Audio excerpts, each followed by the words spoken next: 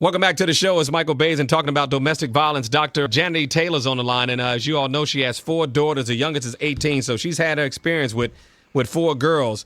But you talked last week about the boys, and this is something no men want to talk about. And I was looking at some of the statistics. It's like 5.4 million men are being abused. That's a lot. That's a huge number. Yeah, I was so surprised when you said that. Yeah. So what do you tell the boys about that? Well, you tell the boys the same thing as the girls. There is no reason for anyone to ever put their hands on you.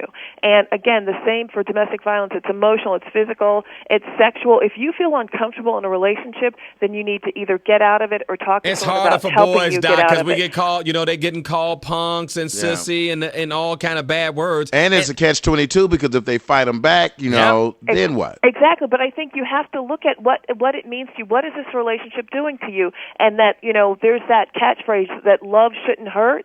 If you're in love with someone, you're their boyfriend or girlfriend, they should make you better. They should make you feel supported. If you're in a relationship where you feel worse in it than out of it, you have to get out of it. Handling feelings, handling conflict with violence of any kind cannot be tolerated, and that goes for on the street and also within your home and in the confines of a relationship. Dr. Taylor, where's the violence from the girls coming from? If they're seeing the abuse, can they become abusers even though they've seen their mothers be beaten? Absolutely. It's all about exposure. And, there are certain risk factors, certainly, that make people more violent. If you come from a low-income home, if you're a single parent, in some cases different ethnic backgrounds are maybe more violent. And also the fact that, a lot of our young girls are seeing, their mothers being raised with it alone.